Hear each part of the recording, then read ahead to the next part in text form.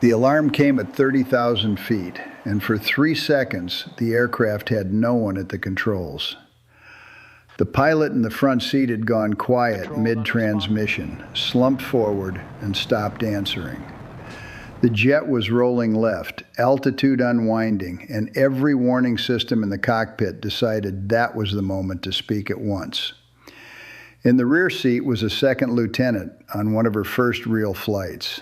She had simulator hours. She had textbook procedures. She had a laminated card in her knee pocket she had never needed to use. She reached for the controls anyway. This story stays with you. I know, because the details are the kind you find yourself turning over afterward, asking what you would have done with only a voice in your ear and a runway you had never seen before. If that sounds like your kind of story, subscribe. There are more of them waiting. The alarm was already 2 cycles in when Adese's left hand found the master caution reset. She had been reading the right MFD fuel page and heard the first cycle and was already moving on the second. The motion not hurried, but direct. Her hand going to the switch without reaching for it. Right hand staying on the stick. She read the fault code from the caution panel and called it out by system name, affected circuit, and recovery action, in order. Time, said the voice in her earphones. 4.3 seconds from tone to reset. A pause. Then, run it again from ICS-2. She cleared the test fault. The cockpit was cold. The aircraft had come out of the hangar at 05:30 into a morning that was 4 degrees above freezing. And now the APU had been running long enough to warm the avionics bay, but not the cockpit air, which arrived through the oxygen mask as a thin metallic taste at the back of the throat. The canopy was closed. Through the plexiglass, the flight line was still dark except for the blue-white work lights on the maintenance scaffold 3 hard stands down. And in that light, the condensation at the edges of the canopy made a fine, irregular pattern she could see without looking at directly. The second alarm came on a different pitch. She was reading the right column of the caution panel. The fault code was in the left. 7 seconds to find it. 2 more to call it out. Cold weather affects the display refresh rate on this aircraft, the voice in her earphones said. Left column first. She wrote it on the smaller knee card in the upper left pocket. Left column first, and filed it beside the other things she had learned about this specific airframe that were not in the manual. Then she unstrapped. She had arrived at the operations building at 05:10, an hour before the briefing time, for reasons she would have had difficulty naming. The duty officer at the front desk nodded when she signed in. A maintenance technician was coming down the stairs with 2 coffee cups, and she held the fire door for him. She went up to the briefing room. The weather charts on the north wall were from the most recent synoptic model run, timed at 0300. She spent several minutes with them.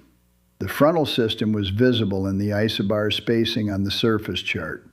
Tight gradient, motion to the southeast, the leading edge of the front sitting to the northwest. The previous evening's run had placed the front at Dawson around 1400. The 0300 run had moved that estimate to 1300, and the overnight pressure tendency from the southwest corner of the chart showed a fall of 3 millibars in 6 hours, which meant the official pre-flight package might already be behind the actual situation. She found the duty forecaster at 05:45 making coffee and asked him directly about the timing. He confirmed the package was conservative. If the overnight pressure fall continued, the front could reach Dawson's airspace as early as 12:30. He also mentioned a trough line 30 miles north of the training area that was in the data but had not made it into the official briefing. He said it in the tone of someone noting something he assumed she already knew. She thanked him and went back to her flight plan. She poured a coffee and did not drink it. She stood at the north-facing window and looked out at the flight line for approximately 10 minutes. The maintenance crews had just brought the aircraft out of the hangar and were positioning it on hard stand 7. She noted the tail number, the configuration, clean, no external stores, and the placement of the work stands. At 06:05, she went outside. The flight line at 06:08 smelled of cold concrete and the thin chemical residue of jet exhaust drifting from the maintenance run-up area at the south end of the apron. Her breath made short, visible clouds. She walked north toward hard stand 7. The aircraft sat under 2 work floods, and in that light, it looked the same way it always looked at this hour. Purposeful, without decoration, designed for one application and making no apology for the lack of versatility. She walked the left side first. Leading edge clean, no ice or surface contamination, not expected at 4 degrees, but confirmed. She tested the fuel caps on the left wing with her palm across the top and her fingers at the mount lip. Tight. She checked the fuel panel reading through the access window. 8,430 pounds. The planned load had been 8,200. At the nose gear, she crouched and ran the full check. Shimmy damper, steering actuator, tow bar locking point, down lock pin. She placed her palm on the oleo strut and pressed. Extension correct. She checked the door seals along their full accessible length and the gear door clearance from below with the flashlight, finding the gap by touch as much as sight. Wisniewski, the ground crew chief, stood 6 feet back watching. He had completed his own inspection at 05:15 and found one item. Her inspection was a separate fact. On the right side, she used a flashlight for the engine intake inspection because the work flood was at the wrong angle. She swept the beam along the intake lip and down to the compressor face. Clean. The first stage blades visible from this angle showed no tip erosion, no impact scarring. She checked the hydraulic service point, fluid level within limits, cap torqued, filler area dry. At the tail, she found what she expected to find. The surface oxidation mark on the right horizontal stabilizer mount bracket, visible through the inspection panel, with the crack detection marker applied and intact and unchanged from yesterday's log entry. She pressed the marker gently at each edge to confirm it hadn't lifted. It hadn't. She straightened. The sky to the east had begun to change. Not lightening exactly, just thinning, the black becoming less absolute. The stars that had been visible when she first stepped outside were gone without her having noticed them go. She walked back to the boarding ladder. She reached into the lower left pocket of her flight suit and pressed the tip of her index finger against the corner of the laminated emergency procedures card through the fabric. She could feel the corner through the nylon, the slightly stiff edge of the lamination. She held the pressure for 2 seconds. Then she moved her hand away. Wisniewski came up beside her. Anything? Left wing fuel load is 30 pounds heavy. Both wings combined are 230 over planned. I'm logging the asymmetry in my pre-flight notes. She paused. The right stabilizer mount marker is intact. Good work on the log entry. He nodded and moved away. Ferreira arrived at 06:18. Helmet bag in his left hand, right hand free, moving at a pace that covered ground efficiently. He looked at the aircraft, then at her. Findings? She gave him 3. The fuel load and wing asymmetry, the stabilizer mount oxidation with intact marker, and the trough north of the training area that had not been in the official package. He listened to all 3 without changing expression, then asked her what the trough meant for the instrument approach exercises. She told him. He said nothing for a moment, then picked up his helmet bag. Let's brief. He briefed the way some instructors brief and others never learn to.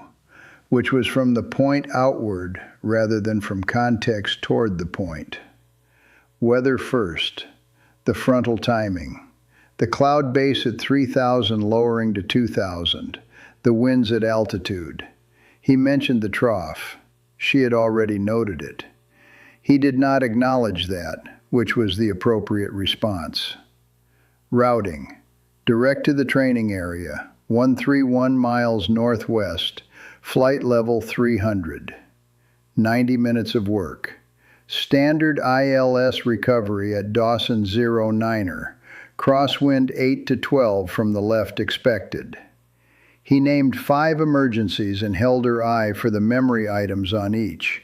Engine fire on takeoff, single engine failure, loss of pressurization, hydraulic failure, PIC incapacitation. She ran through them in sequence. On the 5th item, he held her eye for a moment after she completed the readback. She held his. Questions. She had 2, both about the fuel turnback calculation at specific points on the outbound leg if they lost an engine past the point of safe return. He answered both.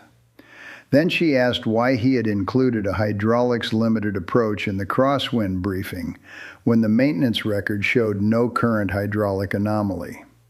He said, because the training area stresses the aircraft in ways the maintenance record doesn't predict.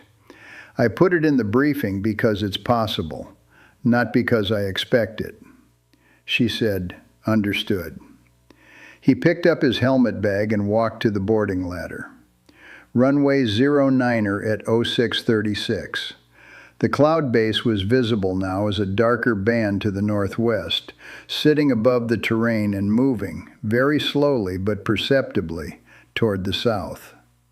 2,000 feet of runway ahead in the gray. She completed the before takeoff checks, confirmed with Ferreira, received a one-word response, and advanced the throttle. The takeoff roll had the quality of early morning departures in cold aircraft. Engine responses slightly slower to stabilize. Airspeed building at a rate that felt conservative until the aircraft found its temperature and began to accelerate properly. She held the center line with rudder, keeping the correction small, and watched the airspeed build. At rotation speed, she applied back pressure. The nose came up, and the main gear separated from the concrete. Gear up on schedule. The thump of the gear doors closing was tactile as much as audible, felt through the seat and the airframe. Flaps in schedule. Power adjusted for climb. Departure frequency, readback, squawk code confirmed. She entered the cloud base at 4,200 feet. The world outside the cockpit went to flat, dark gray of instrument meteorological conditions. No horizon, no ground reference. The turbulence was light and rolling, a long, gentle motion that rocked the aircraft every 30 to 40 seconds without being disruptive. She kept the attitude reference on the horizon symbol, the airspeed on the climb target, the heading on the assigned vector, and climbed. At 11,500 feet, she broke through the cloud tops. The cloud surface below stretched to every visible horizon, slightly textured, the upper-level wind beginning to show in the formations. The sky above was a deep, clear blue, darker at the zenith than at the horizon, and the sun was up and still low enough to put long shadows on the distant cloud formations. She had been above clouds before. The light up here had a specific quality that did not exist at lower altitudes. More complete, coming from the white cloud surface below, and from the unobstructed sun, and from the scattering of the clear upper atmosphere all at once. And it gave everything a clarity that ground-level light did not have and could not replicate. She leveled at flight level 300 at 0648. Fuel state, 8,035 pounds.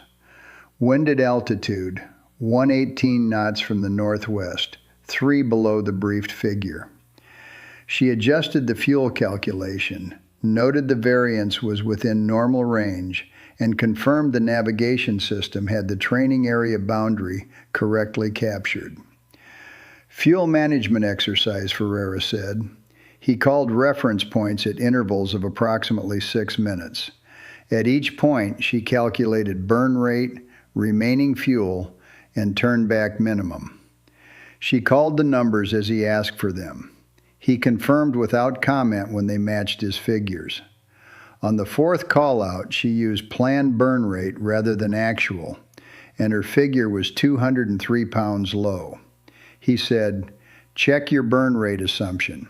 She found the error. She corrected it. He said, "The actual number is the only number up here." She understood this to be true in a way that extended beyond fuel calculations. The navigation exercise followed. He disabled portions of the navigation system to replicate partial failure and called for fixes using the TACAN bearing and distance. She flew each fix and tracked each deviation and corrected each one before it became a course error. He called for heading changes at intervals she could not predict. She computed each new heading and applied it before the call-out was complete once, and he completed the call-out anyway, and they flew on.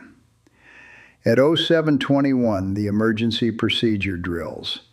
He set up each drill in a neutral tone without dramatic framing. Engine fire on takeoff, single engine failure at altitude, loss of pressurization, hydraulic failure, secondary mode. She ran the memory items and touched each control in the abbreviated ground practice sequence. He said, "Stopcock," when each drill was done and immediately called the next. No interval for assessment. Assessment was whether she ran the next drill correctly. Then the instrument approaches. He described the first scenario. ILS at an airfield with weather at minimums, 200-foot ceiling, half-mile visibility and rain, runway contaminated with standing water, crosswind 15 knots from the left. He gave her the frequencies and initial fix and played the role of the controlling agency while she ran the approach. She established inbound on the localizer at the correct altitude, tracked the glide slope, managed the crosswind correction, called the final fuel check, and flew to the decision height. She called it correctly and executed the missed approach.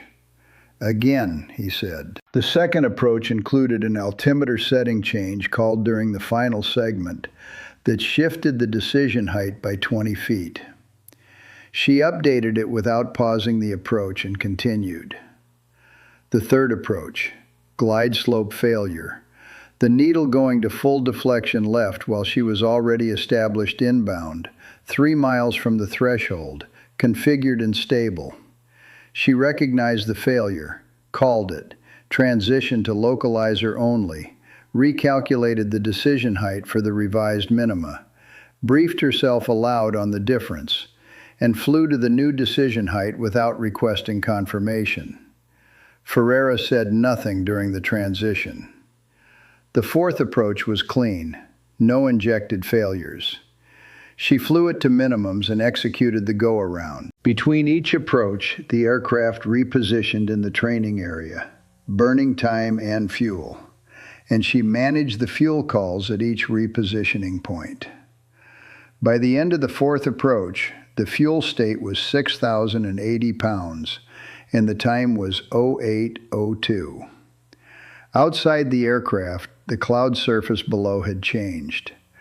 What had been a slightly irregular white expanse in the morning was now more defined.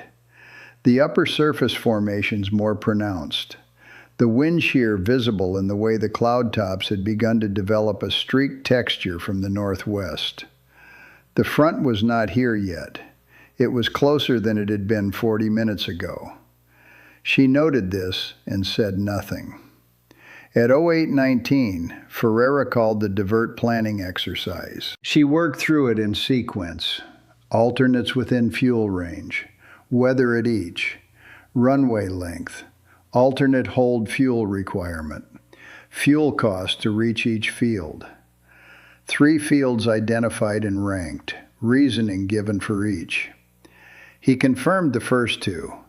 The third had a NOTAM, runway closed for surface work. She moved to the 4th option, smaller and further, but open and serviceable with her current fuel state and a workable margin above minimum. Good, he said.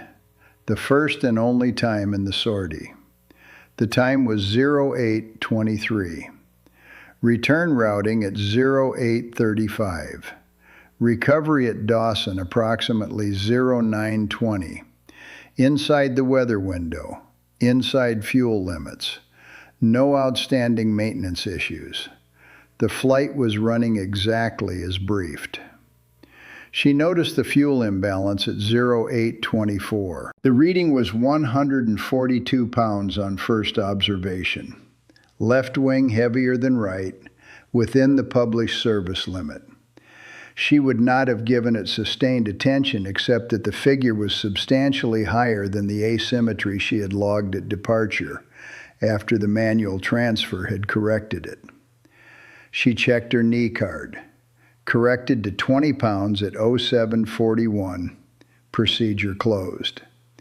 The current reading was 142. She watched it for 3 minutes. At the end of 3 minutes, it was 157. She ran the arithmetic. The imbalance had been 60 pounds before the manual transfer early in the sortie. She had corrected it to 20 pounds. Now it was back at 157 and growing, which meant the transfer system was not preventing the imbalance from reestablishing. At the current rate, the imbalance would reach the published limit within 25 to 30 minutes. Fuel imbalance growing, she said. Left heavier than right, 157 and climbing. Transfer correction from earlier has not held. Rate suggests limit contact in approximately 25 minutes. A pause. Then, how long have you been watching it? 3 minutes. Procedure? Manual transfer to balance, 5-minute interval monitoring, document rate and final figures in the post-flight log. If imbalance rate persists after second manual transfer, advise maintenance and consider expedited recovery. 4 seconds of silence. Expedited recovery is already in the plan, he said. Do the transfer. She activated the manual transfer and watched the gap decrease. She noted the start time, the starting imbalance, and set a 5-minute timer on the secondary display. After 5 minutes, the imbalance was at 114. She left the transfer running until the display showed 18 pounds and deactivated it. She called the final balance. The procedure closed. Ferreira said nothing. The altimeter read 30,000 feet, needle exactly on the mark. The horizon symbol on the attitude display was centered. She looked at Ferreira's helmet in the partial mirror. Facing forward, position normal. At 08:36, she expected him to call the routing change for the return to Dawson. He did not call it. She waited. The sortie had run on a rhythm, 4 to 15 seconds between items, never longer. 30 seconds passed without a call, and the silence had a different texture from the usual working silence. Not the quiet of someone preparing the next item, but something else entirely. At 45 seconds, she checked the intercom. ICS select in the correct position, volume up. She cycled the switch. At 60 seconds, she said, "Ready for the return routing when you are." No response. In the partial mirror, Ferreira's helmet had moved. Not the way a head moves when someone turns to check an instrument. The way a head moves when the muscles holding it upright have stopped working, settling toward a lower position, the weight of the helmet itself finding where gravity wanted it. His helmet was tilted to the right, resting against the right side console. The stick moved. She felt it through her own controls, a steady forward pressure, not a deliberate input, but weight, the kind of pressure that comes from something resting against a control rather than someone using one. The nose of the aircraft began to pitch down. She applied back pressure to counter it. The aircraft continued pitching down. She applied more, and the aircraft slowed its pitch rate without arresting it, and the altimeter began to unwind, and the nose went through level flight and continued below the horizon. And the left wing dropped as it did, the roll adding to the pitch, and the aircraft began a descending left turn toward the cloud surface 12 miles below. She pulled back hard and applied right rudder. The aircraft did not respond immediately. The nose went down another 2 degrees before the pitch rate slowed, and in the time it took the aircraft to begin responding, the altimeter fell through 160 feet of altitude. The roll stopped. The pitch arrested. She was at 29,840 feet, nose still below the horizon, airspeed building in the dive. She brought the nose up. She brought it up too fast. The pitch went through level flight and above it. The airspeed bled off, and the leading edge warning tone started at the upper edge of the audio environment, a low continuous sound that was the boundary condition before a stall warning. Not yet one, but close. She released back pressure and lowered the nose until the tone stopped, and held the nose at level flight and let the airspeed recover. Level flight. Wings level within 2 degrees, she corrected. Pitch trimmed. The altimeter read 29,890 feet. She had lost 110 feet in the upset and recovered 80 of them. The remaining 30 were acceptable, and she noted them and moved on. Engine instruments, normal on both engines, oil pressure and exhaust gas temperature and fuel flow, all within limits. Flight controls, normal authority on pitch and roll. Yaw, right pedal heavy, the characteristic of this aircraft at this weight and altitude that she had been briefed on and was now experiencing as a real tactile phenomenon rather than a simulator approximation. She trimmed it out. She checked the mirror. Ferreira's helmet was against the right side console. She watched his chest. It rose. Slowly. It fell. The interval between the rise and the fall was long, but it was there, and it was regular. She keyed the radio. Guard frequency, 243.0 megahertz. 2 clicks, the international distress signal. Then, any station, Dawson 6-2 on guard, declaring emergency. Pilot and command incapacitated. Single pilot, rear seat only, at flight level 300, approximately 130 nautical miles northwest of Dawson. Request immediate contact with Dawson Approach or any controlling agency. Over. She released the transmit button. The frequency was silence. She did not fill the silence. She scanned instruments. Altitude 29,910 feet, and climbing very slightly from imperfect trim. She corrected it. Airspeed 406 knots. Fuel 6,038 pounds. She confirmed the IFF was squawking emergency code 7700. She had said it before transmitting. She was verifying now. It was set. Dawson 6-2, Whitmore radar on guard. Read you 5 by 5. Say situation again. She transmitted again. Incapacitated. PIC. Rear seat single pilot. Flight level 300. 130 miles northwest Dawson. Stand by for Dawson Approach. Do not change frequency. Dawson 6-2, standing by. 14 seconds. She verified the navigation system routing to Dawson, confirmed the emergency squawk was correct, and checked Ferreira's chest again in the mirror. one rise, one fall. Whatever was happening to him that she could not see or treat was ongoing, and she could not help it from here. Dawson 6-2, Dawson approach, Warrant Officer Kepsky. I have radar contact. Confirm flight level 300, heading 135. The voice was flat without performing flatness. It had the quality of a voice that had been on a radio frequency for a very long time and had had almost everything unnecessary worn away. She confirmed the altitude, corrected the heading, 132.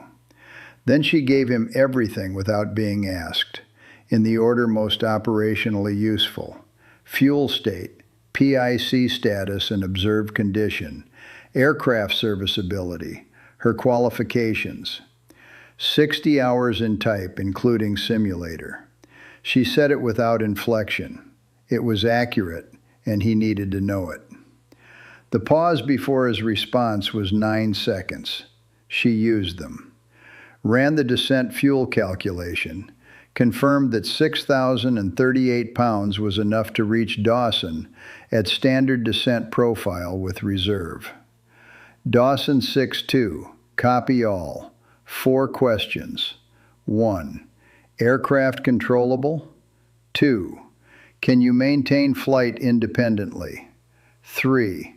Caution or warning lights? 4.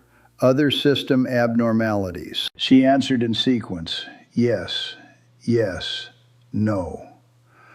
One fuel imbalance corrected twice during the sortie. Within limits at last check, procedure closed. Direct Dawson, 129 miles. Emergency services will be staged and ready on arrival. She rogered. Then he asked, what would help you most on the descent? She took one breath. I'll run my own descent checklist. I'll call it top of descent and again at the initial approach fix. Keep the frequency clear except for weather updates and traffic advisories at Dawson unless I ask for something. A pause. Frequency is yours, Kepsky said. She confirmed the routing on the navigation display. 129 miles, direct. Time, 0843. She noted the fuel state, 6,035 pounds. She noted the altimeter, 30,020 feet, the needle steady. She reached into the lower left pocket of her flight suit and pressed the pad of her index finger against the corner of the laminated emergency procedures card through the fabric. The corner was there. She held the pressure for 2 seconds. Then she moved her hand back to the throttle. Outside, the cloud surface was white and still, and the visibility at altitude was unlimited, and everything was very clear. The front was still to the northwest. She had time, and she had fuel, and she had Dawson on the navigation display. Then the second alarm started. She recognized it. Not from this aircraft, not in flight. From a simulator 18 months ago during a hydraulics exercise that an instructor had extended past the standard scenario termination point to see where her management degraded. She had not let it degrade. The alarm started and the master caution light came on in the same moment, amber in her left peripheral vision, steady and certain. She looked at the caution panel, one illuminated caption. One system. She read it. She stared at the caption for exactly 1 second. Then she reached for the system page on the right display. Stay with this story. Everything that happens next follows directly from what she does in the next 30 seconds. And what she does is not what most people would have done. The hydraulic system page came up on the right display, and she read it left to right, top to bottom, the way the manual prescribed, without skipping to the caption that matched the caution light. It took 11 seconds to read the full page. In those 11 seconds, the caution light burned steadily in her peripheral vision, and the alarm ran its third cycle, and she did not touch either of them until she had read to the bottom of the page. When she had read it, she silenced the alarm and looked at the caution light. It had gone from a steady burn to a slow pulse, which was the system's way of telling her it was a monitored condition rather than an immediate action item. The hydraulic system had two main circuits and one backup. The caution caption indicated a pressure fault in the utility circuit, which drove secondary systems, landing gear, flaps, and nose wheel steering. The primary flight control circuit, which drove the control surfaces, was reading normal. Pressure in the utility circuit was low, not absent. The fault was at the lower boundary of the normal operating range, not below it, which placed it inside the caution threshold rather than the warning threshold. She cross-checked the system page a second time. The numbers had not changed in the interval between the first and second readings. She keyed the radio. Dawson approach, Dawson 6-2. Hydraulic utility circuit pressure reading low. Upper caution range, stable. No corresponding primary circuit fault. No change in aircraft handling. Requesting a maintenance engineering patch to the frequency for a system management consult. Kepsky's response came in 6 seconds. Copy hydraulic utility caution, stable. Engineering on in 30 seconds. She used the 30 seconds. She brought up the hydraulic system schematic on the left display and compared it against the pressure reading. The fault was in the return line from the actuators rather than the supply side, which meant the system was generating pressure normally, but something in the return was restricting flow. That narrowed the cause set. It also meant the system could potentially degrade further as actuator demand increased, which was relevant because landing gear extension and flap deployment both demanded significant utility circuit flow. A new voice on the frequency. Flat, technical, slightly nasal. Dawson 6-2, Warrant Broderick, Maintenance Engineering. I have your hydraulic page on the data link. Confirm current reading is 142 bar? 142 bar. Stable for approximately 90 seconds. Nominal minimum for that circuit is 138. You have a 6-bar margin at present. What's your fuel state and time to Dawson? 6,020 pounds, 129 miles direct. A pause of approximately 4 seconds. She could hear him calculating. She had already calculated. At standard descent profile, gear and flaps would not come out until 30 miles from Dawson. She had 40 minutes before that demand hit the circuit. The question was whether the pressure trend in that time was stable, slowly degrading, or rapidly degrading. 3 scenarios. She needed him to tell her which, and she needed the information to categorize the landing requirement, because a landing with a degraded utility circuit was a different briefing from a normal approach. I'm going to ask you to do a system exercise for me, Broderick said. Activate the utility pump to full for a count of 5 and read the pressure at the end of the count. She found the pump switch and ran the exercise. End of 5 count, 147. Another pause. Okay, what that tells me is the pump can generate pressure normally. The issue is on the return side. The pressure you're seeing is probably from a small restriction in the return line, possibly contamination or a partial valve seat issue. Good news. The system can hold pressure under sustained demand. It just can't return it as efficiently. What you're going to see is a gradual pressure drop under sustained actuator demand.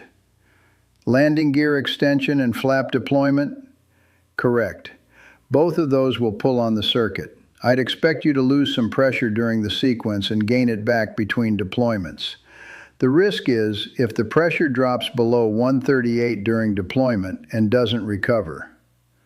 What happens below 138? You lose authority on the flap actuation at the lower settings. Gear will still extend under gravity even if you lose utility pressure completely, but it'll be slow and you'll need to verify the downlock manually. She noted both of those. Manual gear downlock verification was a procedure she had briefed with Ferreira 90 minutes ago during the emergency drills. The procedure was in the laminated card. She did not remove the card. Recommended flap setting for the approach, she asked. Broderick paused. What's the runway length at Dawson? 3,040 meters. Flaps 2/3. That minimizes actuation demand on the utility circuit while giving you enough lift reduction for the landing distance. You'll carry a slightly higher approach speed, but Dawson has enough runway to handle it. She ran the numbers against her memory of the approach brief. 2/3 flap at this weight produced an approach speed of 162 knots. That added 11 knots to her standard approach speed and added approximately 210 meters to her ground roll. Inside Dawson's runway with margin, she was satisfied. Understood. Monitor interval? Every 5 minutes. Call me if the reading drops below 140. Every 5 minutes, below 140 I call. Copy. Kepsky came back on. Dawson 6-2, direct Dawson unchanged. Come down to flight level 250 at your discretion. Emergency services holding now. She acknowledged, set the descent, and brought the throttles back incrementally. The aircraft's nose began to settle below the horizon. She watched the altimeter start unwinding. At 26,000 feet, the cloud tops were still 3,000 feet below her. The frontal system to the northwest had been abstract since morning. A set of lines on a weather chart and a conversation with a duty forecaster over an empty coffee cup. From here it was visible as a thing with mass and direction. A rising wall of cloud to the northwest, taller than the ordinary overcast, taller than she was at 26,000 feet. A white-gray column still 15 to 20 minutes away from the training area, but moving with a purpose that the morning charts had partially missed. She called the 5-minute hydraulic check, 144 bar. She called it to Broderick. He acknowledged. She noted the reading and the time. The other thing she was tracking, behind the fuel and the hydraulic pressure and the navigation display, was Ferreira. She watched his helmet in the partial mirror at intervals of approximately 2 minutes. The intervals were not chosen. They were the natural time between actions that required her hands in the mirror. His helmet had stayed against the right side console. The chest rise and fall she had confirmed immediately after the upset was still present. She had checked it 3 times. The rate was slow and the movement was shallow, but it was there. She did not know what was wrong with him, and she had not been able to establish two-way communication with him, and she could not reach him, and the intercom had produced nothing since 0836. Those were the facts. She had assembled them into a single entry in the operational situation and was not returning to them. At 22,000 feet, a new voice came on the frequency. Dawson 6-2. This is Dr. Ajanla Koko, Squadron Flight Surgeon. I've been given access to the frequency. May I ask some questions about Major Ferreira? Go ahead. What was the last clear verbal transmission you received from him, and approximately how long before the incapacitation event? She gave him Ferreira's last instruction, the completion of the divert planning exercise at 0836. Clear, normal voice, no change from his baseline. The gap between that transmission and the first sign of incapacitation was approximately 3 minutes. She described the signs in sequence: longer than normal pause, no response to ICS cycle, helmet position change consistent with loss of muscle tone. Any prior behavior during the sortie you'd characterize as abnormal. Hesitation, repetition, tone changes. Any complaint of physical symptoms? She was precise. One extended pause at 0734. I attributed it to him reviewing the next exercise item. No complaint of symptoms at any point. No aberrant stick inputs prior to the incapacitation event. The stick input you described, the forward pressure, was it sustained? Sustained until I countered it and the nose came through level. Then it was absent. He has not been in contact with the controls since. A pause. Dr. Ajahn Lakoko said, "You mentioned the chest rise and fall is still present. It was present at my last check approximately 2 minutes ago. The rate, slow, 10 to 12 per minute, possibly lower. I'm estimating from a partial mirror view." "All right." He paused. "From what you're describing, I think you're dealing with a cardiac event of some kind. I want you to know that the information you've given me is accurate and useful, and the team at Dawson will be positioned to act immediately on landing." She understood what he was telling her, within what he was not telling her. She said, "Understood. Is there anything I should be monitoring on my side?" "You're monitoring everything you can from your position. You're doing it correctly." He paused again. "One more. What is your own condition?" She thought about how to answer that honestly. "Functional," she said. A brief pause. "Copy. I'll stay on the frequency." She acknowledged and returned to the altimeter. 19,400 feet. Descent on profile. At 18,000 feet, the routing changed. She had been watching the weather on the navigation display. The system generated hazard overlay, showing the frontal boundary as a series of amber cells that had moved southeast since she had first called up the display above flight level 300. The amber edge was now intersecting the direct routing to Dawson at approximately 60 miles from Dawson. Not impassable, but inside it would be moderate to heavy turbulence and rapidly shifting winds on final approach. And she would be setting up the approach with a degraded utility circuit and 60-hour experience in type. She was thinking about this when Kepsky called. "Dawson 6-2, weather is developing faster than the briefing indicated. I'm going to ask you to accept a rerouted track that keeps you clear of the frontal boundary. New routing is approximately 22 miles longer. I need you to confirm fuel acceptance before I assign the new track." She had run the fuel calculation before he finished the second sentence. 6,003 pounds. 22 miles added to the routing at current descent speed and configuration. Approximately 8 minutes of additional flight time. Fuel burn at descent power. Approximately 340 pounds per hour. Added burn for 22 miles, 45 to 50 pounds. Final fuel on arrival at Dawson on the new routing, approximately 5,750 pounds, significantly above minimum reserve. Dawson 6-2 confirms fuel acceptance, ready to copy new routing. He read the new track. She read it back. The pause before his acknowledgement was 4 seconds.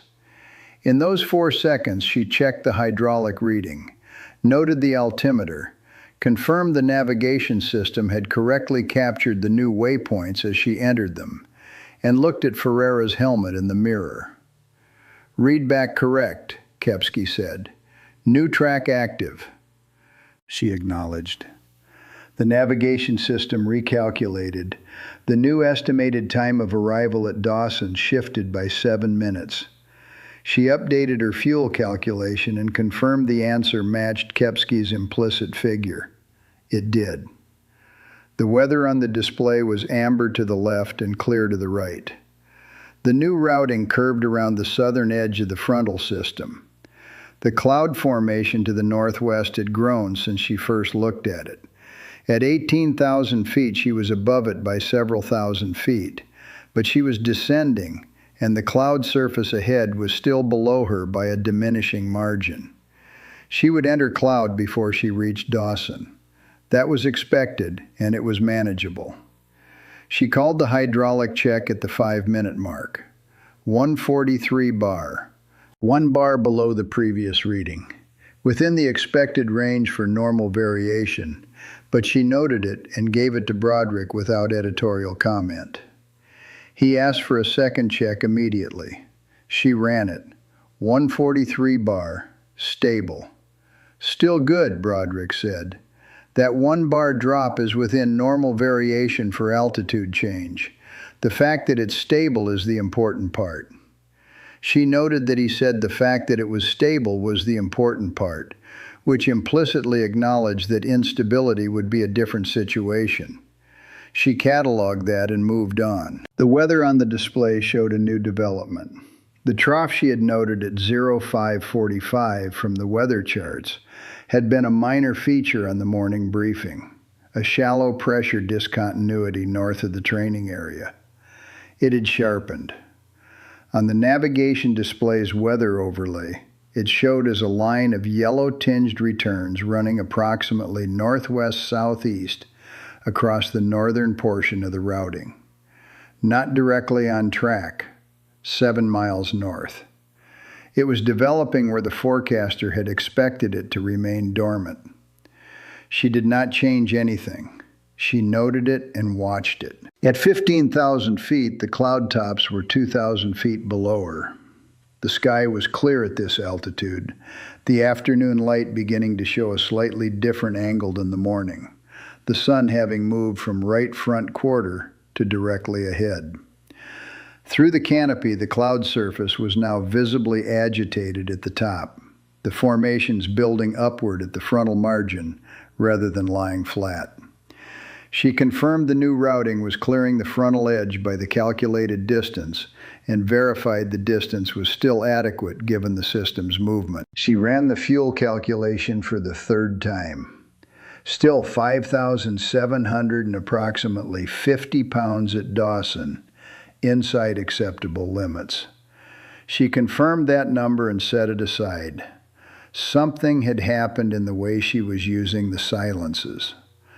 The first transmissions after the emergency call had required her to fill every available moment with action or communication or planning because the silence had a texture like something pressing in, and the way to manage it was to keep moving through the task list. That had been true for the first 15 minutes after the upset, but the silences between transmissions had changed. They were the same length, 4 to 12 seconds, the normal interval between a call and Kepsky's response. She was no longer managing against them. She was using them. The calculation that had matched Kepsky's rerouting number had happened inside a silence. The hydraulic check analysis had happened inside a silence. The weather development assessment was happening now, in the silence following her last acknowledgement, 3,000 feet above the cloud tops, 83 miles from Dawson. It was not that she had stopped being afraid, because what she was experiencing did not resolve clearly into fear or its absence. It was more that the operational situation was absorbing the available cognitive space and leaving less room for the experience of the situation to accumulate. She was inside it too completely to assess herself from outside it. At some point in the next few minutes, with the aircraft at 13,000 feet and the cloud tops immediately below, she allowed herself 8 seconds to look at the full shape of the scenario if it ended badly. She did it deliberately and with the same flat regard she was applying to the hydraulic numbers and the fuel calculations. She mapped it. Aircraft unrecoverable for reasons that had not yet presented themselves, both occupants, and she assessed its probability against the factors in evidence.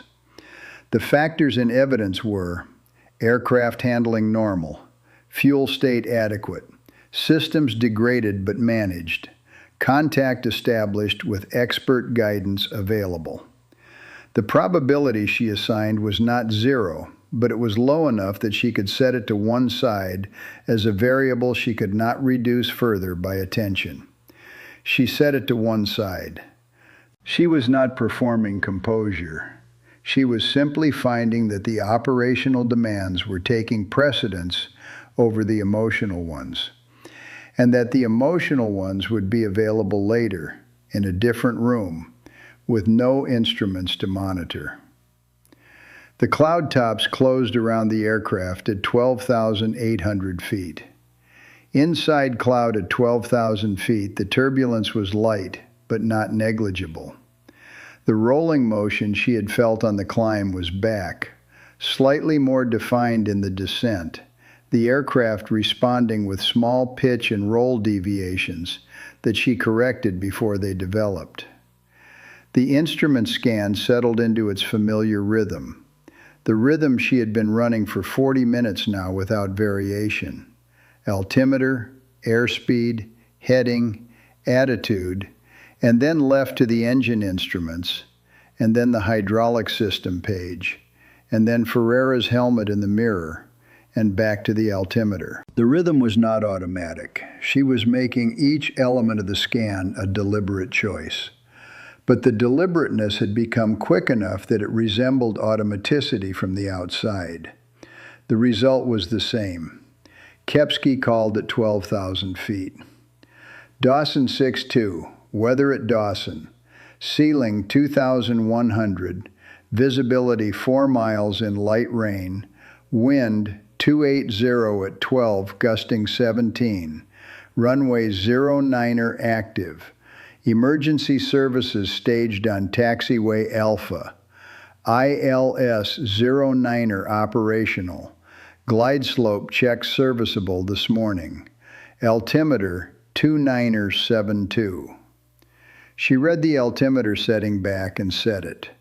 2,100, ceiling was workable. 4 miles in light rain was well above ILS minimums. The crosswind at 12, gusting 17, was within the aircraft's limits and within the modified approach profile for 2/3 flap. None of these numbers were outside the range she had briefed mentally or that Ferreira had covered in the pre-sortie brief. What she had not expected was the next call. Kepsky's voice changed in tone by almost nothing. She caught it before the content arrived. A slightly longer intake before he spoke. A fractional additional precision in the words. Dawson 6-2, I have a situation update. Dawson Main runway 09er is currently blocked. A transport aircraft declared an emergency on finals approximately 12 minutes ago.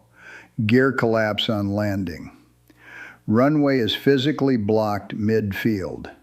Runway is closed and will remain closed for a minimum of 90 minutes. She did not respond immediately. She let the information settle into the operational picture and reconfigured the picture around it. Kepsky waited. She counted 6 seconds before he added, I'm working an alternate option. Stand by. She said, standing by. Then she began the recalculation without waiting. No runway at Dawson meant the original plan was gone. The alternate airfield she had briefed in the divert exercise at 0823 came back in order. She ran through them against current fuel state, weather, hydraulic condition, runway length requirements for the modified approach. The first alternate, 212 miles, outside current fuel range on the new routing. The second, 160 miles, marginal on fuel with the 2/3 flap approach speed factored in. The third, which had been closed for runway resurfacing, was now, according to a NOTAM update she had not been able to check, possibly reopened. She could not confirm that from here. The fourth option had been the one she mentioned during the divert exercise. A secondary military airfield, smaller, further north, but open and serviceable. She had ranked it fourth because the runway was shorter. She could not remember the runway length exactly. She had a figure of 1,800 meters in her memory, but she did not trust a number she could not confirm. Kepsky came back. Dawson 6-2, I have you an option. Secondary Military Airfield, Whitmore North, bearing 035 from your current position, range 41 miles. Runway 27, north-south orientation, available. No arresting gear. Runway length 1,820 meters. She had remembered it within 20 meters. She ran the landing distance calculation in her head, which was a calculation she had not performed outside a simulator for this aircraft configuration, at this weight, with a degraded utility circuit and a 2/3 flap limit. She ran it once. Then she ran it again. The answer was the same. At the 2/3 flap approach speed, at current fuel weight, with maximum braking from threshold contact, the ground roll would be approximately 1,680 meters. The runway was 1,820 meters. The margin was 140 meters. 140 meters was not a generous margin. She said, "Confirm runway surface condition at Whitmore North." A brief hold. Then, "Runway 27, dry, last inspection 1400 today, no reported defects. Confirm threshold elevation and any known obstacles on final approach path." Another hold. Longer. Then Broderick came on briefly. "Threshold elevation 9 meters above sea level. Final approach path clear, last survey on record. Confirm no ILS at Whitmore North." Whitmore North is non-precision only. VOR/DME approach available. DME is serviceable. A VOR/DME approach had a decision height of 300 feet rather than the 200 feet available on an ILS. At the 4 miles visibility they were reporting at Dawson, 300 feet was fine. The question was the weather at Whitmore North, which was 41 miles north. Weather at Whitmore North? Kepsky, standby, 7 seconds. Whitmore North, estimated ceiling 1,800, visibility 6 miles, winds 270 at 9. The ceiling at Whitmore was 300 feet lower than at Dawson. The visibility was better. The wind was essentially aligned with the runway. She would fly the VOR/DME to 300 feet with better visibility than the ILS she had planned, on a runway aligned with the wind, dry surface, clear approach path. The only critical difference from the original plan was the 140 meters of margin. She thought about the hydraulic circuit. Under sustained flap deployment, Broderick had said, pressure would drop and then recover. She thought about whether a pressure drop during flap deployment from 2/3 to full would change her landing distance if she could get full flaps out. Full flaps would reduce approach speed by approximately 11 knots. 11 knots less ground speed on touchdown would reduce the ground roll by approximately 230 meters. That would transform the margin from 140 meters to 370 meters. But she did not know whether the utility circuit would deliver full flap extension. And if it started the extension and stopped midway, she would have an asymmetric or partial flap condition on approach, which was more dangerous than the degraded but known 2/3 flap she had already briefed. She had one approach. She could not try the full flap option and recover from it if it failed. She would fly 2/3 flap and 140 meters of margin. "Dawson 6-2 accepts divert to Whitmore North," she said. "Request updated routing." Kepsky gave it. She read it back. He confirmed. The navigation system recalculated. The new estimated arrival time was 21 minutes from now. The new fuel at arrival was 5,482 pounds, well above minimum reserve. She updated the fuel and distance numbers that were running in the back of her mind. Fuel, 5,400. Distance, 41 miles. Time, 21 minutes. The numbers simplified around her. She had been managing 6 or 7 variables simultaneously for 40 minutes, and now the task set had clarified into the things she absolutely needed to attend to and the things she could let fall away.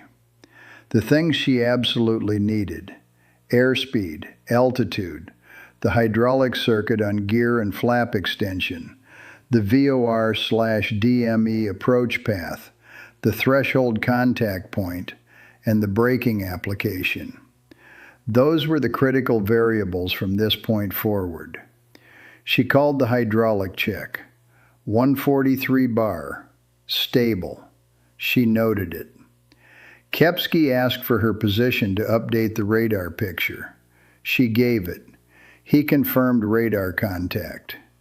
She was 9,000 feet, 44 miles from Whitmore North, descending. When the task was clear, at 8,000 feet, 37 miles from Whitmore North, she briefed the approach aloud on the radio frequency. She did this because her instructor had told her once, 6 months earlier, that a spoken briefing served 2 functions. It structured the mental rehearsal, and it put her intention on the record so that any deviation from it was immediately legible to anyone monitoring. Brief it as if someone needs to understand exactly what you plan to do, and exactly what you will do if the plan fails.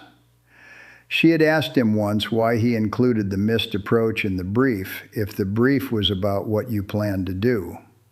He said, "Because if you brief it, you own it. If you don't brief it, you're surprised by it." She briefed it in sequence. Initial approach fix. VOR/DME at 12 miles. Altitude 3,000 feet. Final approach. VOR/DME bearing 270, descending to the minimum descent altitude of 600 feet. Decision point. VOR/DME at 1 mile. At decision point, runway in sight, continue. If not in sight, and the weather at Whitmore showed ceiling 1,800 feet, so it would be in sight, but she said it anyway. If not in sight, go around to publish missed approach procedure. She paused. "I need to note," she said, at normal radio pace, "that a go-around is not available on this approach. The hydraulic circuit and fuel state and runway constraints mean I have one approach. I am briefing the missed approach because the brief is not complete without it. I will not fly it." She said this flatly and without inflection, and it was accurate. Landing configuration. Gear down at initial approach fix. Manual verification of downlock pins to follow. Flaps 2/3. Utility circuit allowing. Target approach speed 162 knots. Touchdown point. First third of runway. Braking. Maximum from touchdown. No modulation. Maximum deceleration required. Hydraulic circuit monitoring throughout configuration sequence. She stopped. She reviewed the briefing elements in sequence and confirmed she had not missed one. Kepsky was quiet. Broderick was quiet. Dr. Ajanlakoko was quiet.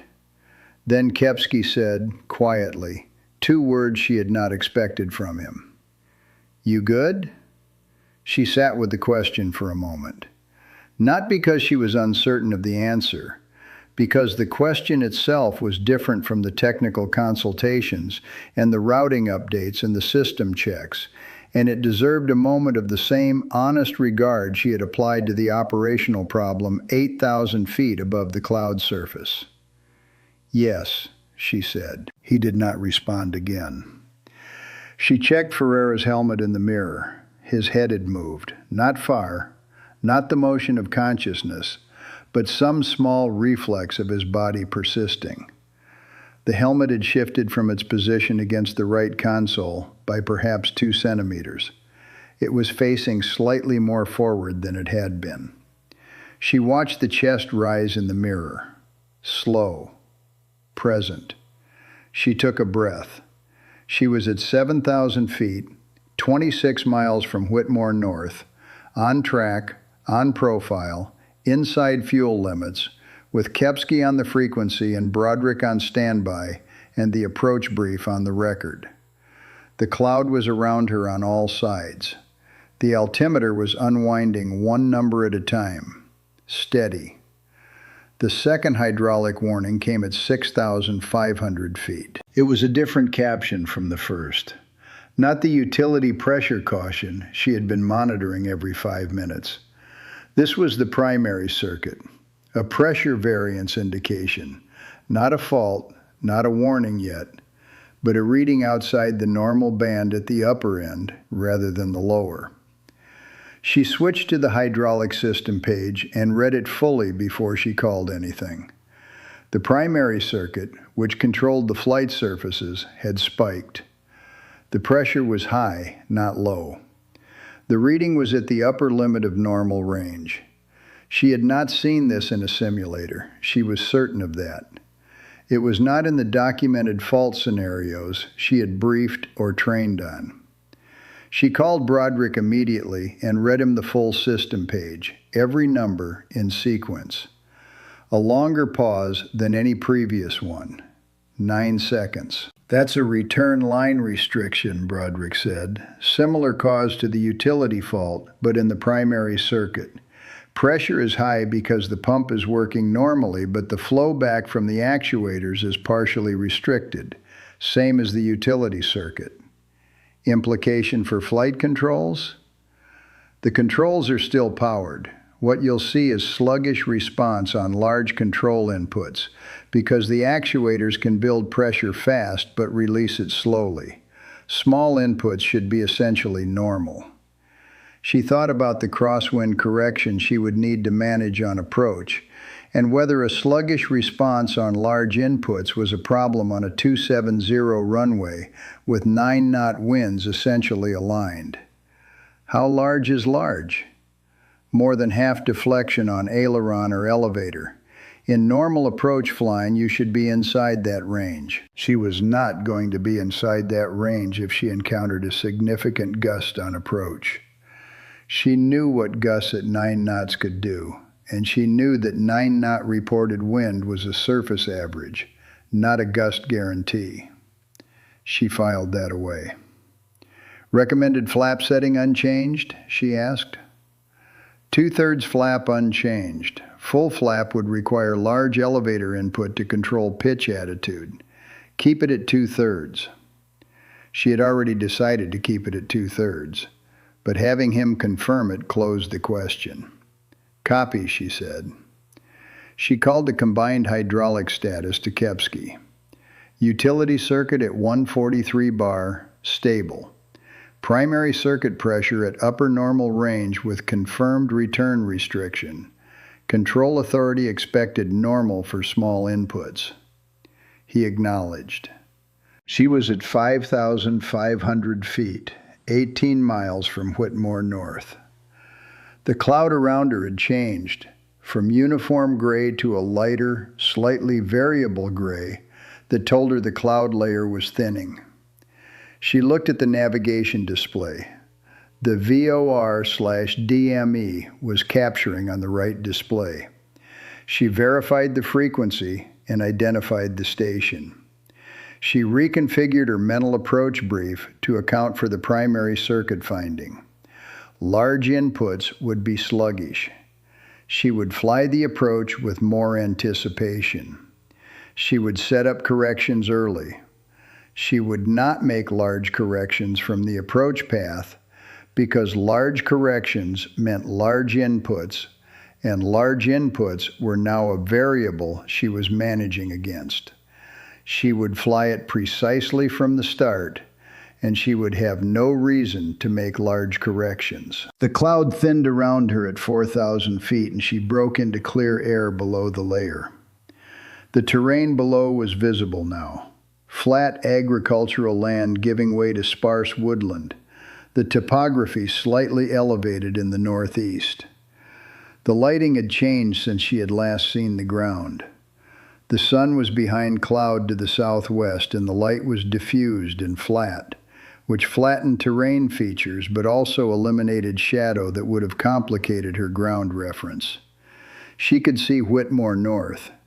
18 miles ahead, at this height, it was a faint gray line against the land, a straight edge that didn't belong to the organic irregularity of the surrounding terrain. She looked at it for 1 second. Then she looked at the altimeter.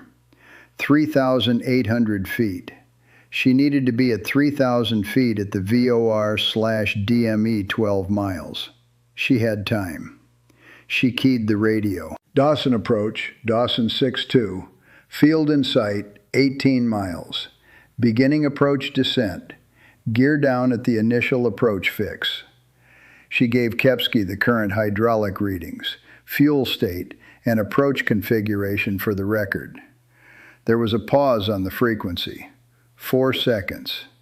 She used all 4 of them to verify the VOR/DME was correctly identified, confirm the altimeter setting had not changed from the last report, and check Ferreira's helmet. Kepsky came back. Dawson 6-2, contact established. Field is advised of your inbound. Medical team is staged directly adjacent to the runway threshold. She acknowledged. Then she keyed the radio 1 more time. Beginning descent now, she said. She did not ask for anything. That was the whole transmission. She brought the throttles back.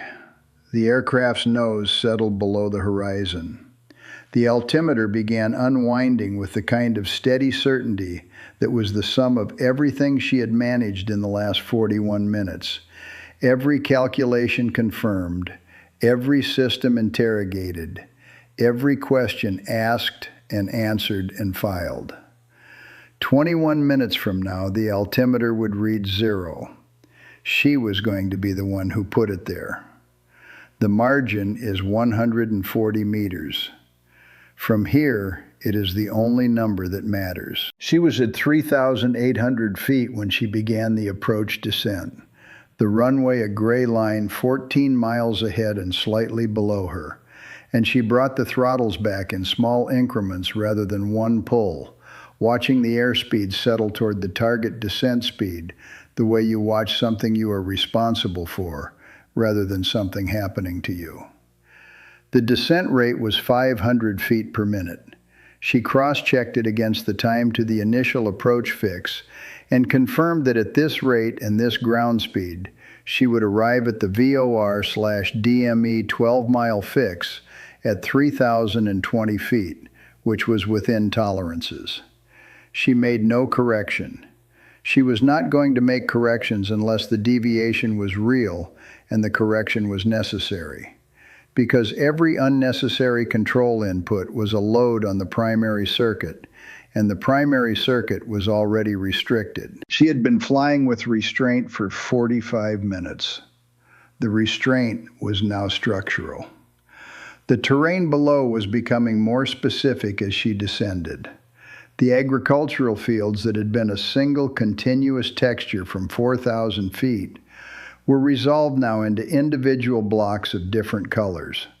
The gold of cut grain, the green of something still in the ground, the black of prepared soil waiting for the season. Between the fields, hedgerow lines, and between the hedgerows, the narrow white lines of farm tracks. She could see a vehicle moving on one of those tracks, very small, its movement visible only because it left a faint dust trace in its wake. The detail was not useful to her operationally. She registered it anyway because her senses were working, and the ground was coming up, and everything below had become relevant in a way it had not been at 30,000 feet. At 3,200 feet, 12 miles from Whitmore North, She called the initial approach fix. Dawson approach, Dawson 6-2, initial approach fix, 3,200 feet, fuel 5,360 pounds, gear coming down. Copy 6-2, field is ready. She reached for the gear handle and held it for 1 beat before moving it, not from hesitation, but from the habit of confirming her hand was on the correct control, a habit drilled into her in the first week of type conversion and never since abandoned. Then she moved the handle to the down position. The aircraft responded with a sound and a sensation she had heard and felt dozens of times, but which had never before carried this weight. The hydraulic actuators driving the gear doors open, the main gear legs swinging down, the mechanical clunk of the gear meeting the stops, and then the slight buffet as the gear doors displaced airflow and the drag increased and the nose wanted to rise. She held it level with back pressure and watched the gear indicator lights on the caution panel. The nose gear light came green in 3 seconds. The right main came green in 4. The left main took 6. She watched the left main indicator for a full 3 more seconds after it illuminated before calling the gear state. 3 green, she said, confirming downlocks. The downlock confirmation procedure required her to check a secondary indicator panel lower and to the left of the main gear indicators. Now she moved through the secondary panel. Nose gear downlock, confirmed. Right main, confirmed. Left main, confirmed. All 3 showed mechanical lock. The gear was down and locked by 2 independent indication systems. The utility circuit pressure was at 139 bar. 1 bar above the lower limit of the normal operating range. She called it. Broderick, utility circuit dropped to 139 on gear extension. Still inside limits. Reading is stable at present. 3 seconds. Stable at 139 is acceptable. The gear extension will have pulled on the circuit. It should stabilize at that reading now that the actuators are static. Watch it through the flap deployment. Copy. Flaps coming to 2/3 on my call. She did not call the flaps yet. She had 12 miles to the runway and there was no benefit in deploying flaps at 12 miles except to add drag and additional utility circuit demand before she needed either. She would fly the approach at clean configuration until the final 2 miles, deploy flaps then, and manage whatever the circuit gave her. The aircraft was heavy with the gear down. The drag was substantial, and she added power to maintain the approach speed of 190 knots in the clean configuration, which was the target speed for this segment. The extra power increased fuel burn slightly. She noted this and confirmed the fuel state was not materially affected. Whitmore North was 10 miles ahead. The runway was visible now without ambiguity. A concrete strip on a gray-green landscape, wider than the line she had seen at 14 miles, the threshold markers visible as white bars at the near end, and the runway lighting, basic approach lights, not the full ILS array she had expected at Dawson, coming on as she watched. Someone on the ground had seen her on radar and switched the lights on. The runway was pointing directly toward her on bearing 270. The wind was 270 at 9 knots, which meant she would fly straight in with the wind directly on her nose and no crosswind correction to manage. She had not thought about what it would mean to arrive at an airfield she had never seen before and find someone had already turned the lights on. She thought about it for 1 second. Then she looked at the altimeter. 2,600 feet. She needed to be at 1,800 feet at 8 miles. She increased the descent rate to 700 feet per minute and checked the airspeed. 190 knots, on target. Kepsky called. Dawson 6-2, you're on a good line. Medical vehicle is positioned at runway threshold. Fire tender is on the south side. Secondary vehicle at the midfield crossing. She acknowledged. She registered the information as operational data. Medical at threshold was good because that was where she would stop. Fire tender on the south side was correct procedure for an emergency landing with an incapacitated PIC. Secondary vehicle at midfield was standard. None of these things were things she needed to manage.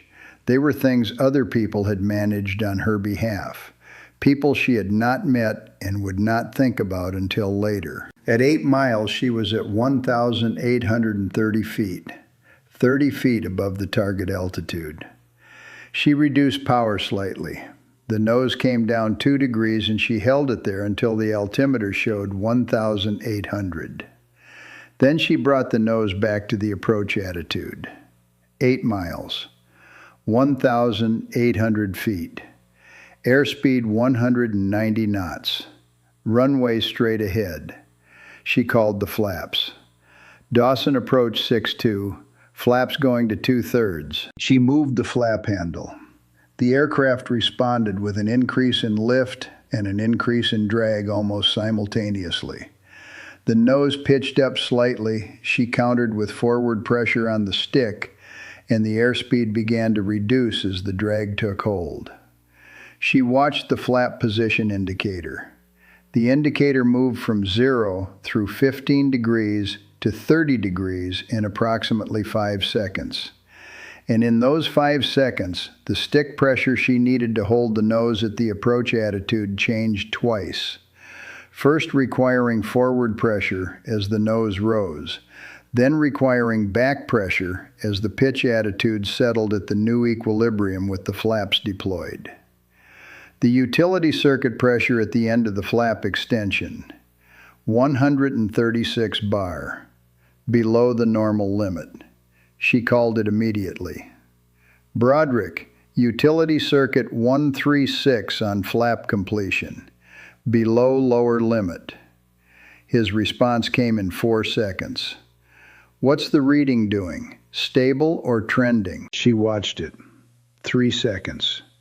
Stable at 136. Okay, the flap extension pulled it down below limits, but the circuit held the demand.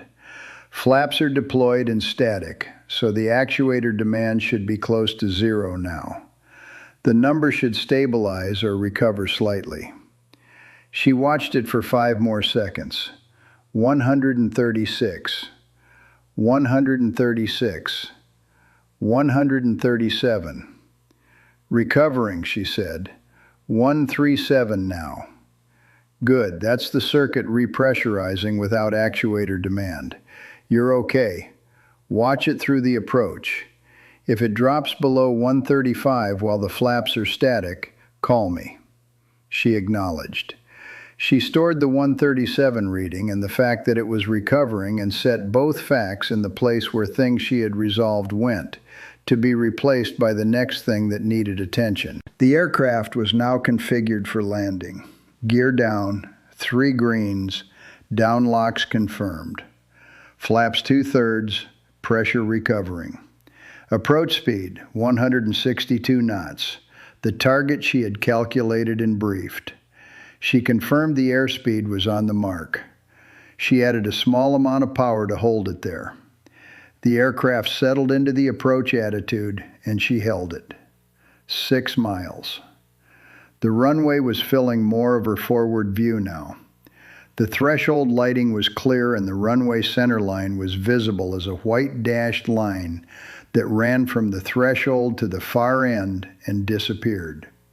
She found the center line and placed the aircraft on it with a small left aileron correction of 3 degrees, which she removed immediately once the aircraft was established, leaving only the rudder trim set from the departure adjustment.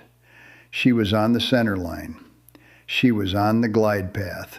She was on speed. She was 6 miles from a runway she had never seen before this morning, and she was the only person on this aircraft capable of putting it on the ground.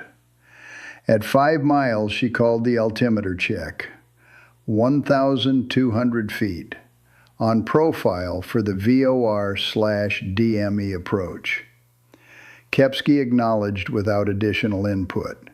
She was glad he did not have additional input.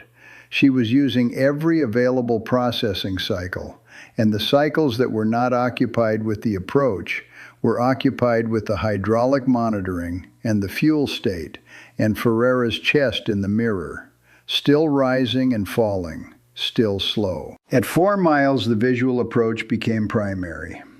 She had the runway in sight at sufficient distance and sufficient visibility that the VOR/DME guidance was now a backup reference rather than her primary flight path reference. She shifted her attention from the navigation display to the runway environment. The threshold, the approach lights, the PAPI, the red-white glide slope reference lights on the left side of the runway. She checked the PAPI, 2 reds, 2 whites, exactly on glide path. She held what she had. At 3 miles, the detail of the threshold was fully resolved. The concrete was gray and the threshold markings were white, and the pavement showed the consistent tone of a surface that was dry and clean.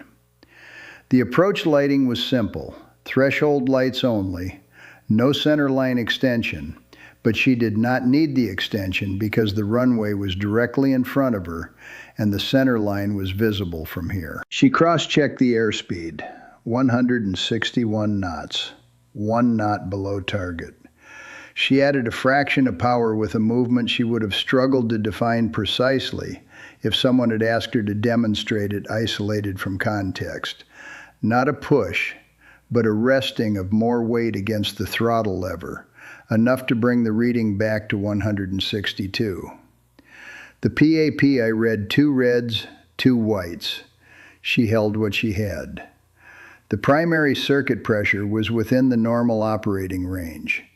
The sluggishness on large control inputs had not been tested yet because she had not made a large control input since she confirmed the finding with Broderick. She had flown the last 8 miles with corrections that were continuous and small. She did not know what a large correction would feel like right now, and she was going to manage the approach so that she did not find out. 2 miles, 800 feet. She was slightly high. Not dangerously high, not the kind of high that required immediate aggressive correction. The PAPI had shifted, 3 whites, 1 red, where on a correctly flown approach it should show 2 and 2. She was above the glide path by what she estimated was 40 to 50 feet. At 2 miles, that was correctable by reducing power without touching the pitch attitude, allowing the aircraft to settle back toward the glide path while the speed held. She reduced power. Not by much. The kind of reduction that is a decision rather than a movement. She watched the PAPI. 3 whites, 1 red. Still. The aircraft needed time to respond to the power change, and she had not given it enough time. She waited. The altimeter read 760 feet, still descending, and she watched the PAPI. 3 whites, 1 red. She reduced power again. The same kind of decision. She watched the airspeed. 160 knots, 1 below target. She watched the altimeter. 710 feet. She watched the PAPI. 2 whites, 2 reds. She was back on glide path. She added a fraction of power to stabilize the descent rate at the glide path value and confirmed the airspeed had returned to 162 knots. She was at 680 feet, on glide path, on center line, on speed. 1 mile and 800 meters from the runway threshold. Kepsky said nothing. Nobody said anything. She held what she had. At 420 feet, the crosswind arrived. It did not arrive as the weather report had suggested it might, as a 9-knot component aligned with the runway, because the trough north of the airfield that had been a minor feature on the morning charts and had sharpened through the morning had done what developing troughs do in the afternoon. It had deepened, and the pressure gradient across the trough had steepened, and the wind at the surface near the trough line was no longer the average 270 at 9 knots that the Whitmore North Observer had reported. It was a gust from the northwest, from 230, and it was crossing the runway at 40 degrees, and it hit the aircraft at 420 feet and pushed the nose to the right. The nose went to the right and the left wing came down, and the aircraft moved off the center line left, the runway center line shifting to the right of the nose, and all of this happened in less than 2 seconds. She used the rudder, left rudder, and the amount she applied was not the conservative minimum correction amount she had been working with for the last 8 miles of approach. It was the correct amount. She knew the correct amount because the amount is a function of the degree of deviation and the height and the airspeed and the nature of the upset. And she knew all of those values, and her foot applied the sum of the calculation before the calculation had time to exist as a conscious operation. The nose swung left, the left wing came up. She applied right aileron to arrest the roll before it overcorrected. 3 degrees of aileron, held it for 1 second, and then removed it. The aircraft was wings level, and the nose was centered on the runway. The total duration from gust to recovery, 3.5 to 4 seconds. The primary circuit had sluggish response on large inputs. The rudder input had been large. She had felt it, a resistance in the pedal travel that lasted approximately half a second longer than it should have. The hydraulic circuit taking that half second to release the pressure from the actuator after her foot had asked it to. The response had arrived. The correction had worked. But if the gust had been sharper, if the deviation had been larger and required a faster and larger correction, the half-second lag would have been a problem. She noted this and set it aside because the gust was past and the aircraft was centered and she was at 350 feet. The PAPI read 2 reds, 2 whites. She was on glide path. She was on center line. She was at 162 knots. The runway threshold was directly ahead and the concrete was very light gray, and the center line markings were very white in the flat afternoon light. At 200 feet, she made no change to anything. At 150 feet, she made no change to anything. At 100 feet, the runway surface was visible in the detail she needed for the flare. The threshold had passed under the nose and the touchdown zone markings were ahead of her, and she brought the throttles to idle in a single steady motion and raised the nose by 2 degrees and held it there. The aircraft decelerated as the thrust withdrew. The airspeed began to decrease. The rate of descent decreased as the nose came up and the wing generated additional lift. The aircraft was in the flare, the transition between the approach attitude and the landing attitude, and the ground was rising to meet it at a rate she was controlling by holding the nose at the 2-degree attitude and letting the speed decay. 140 knots, 135. The main gear were 4 feet above the runway surface. She held the nose where it was. 130 knots. The main gear were 2 feet above the runway surface, and the center line was directly below her, and she was holding the nose at 2 degrees and waiting for the aircraft to give her what she had set up. The main gear touched at 124 knots. It was not a soft touchdown. It was firm, both main wheels at nearly the same instant, a solid transfer of the aircraft's weight from the wings to the landing gear, and the aircraft was on the ground, and she applied back pressure to hold the nose off the runway for the 2-second interval that nose-high aerodynamic braking would give her before she brought the nose down to take the nose wheel steering and the weight-on-nose contribution to the braking. 120 knots. She brought the nose down. 115. She applied the brakes, not modulated, not graduated, not the kind of braking she would use on a normal landing with a long runway and a short rollout and no urgency. Maximum braking, both pedals to full travel, full brake pressure, and the aircraft began to decelerate in a way that was felt as pressure against the harness, the shoulder straps taking her weight as the aircraft's speed fell. 105 knots, 90, 75.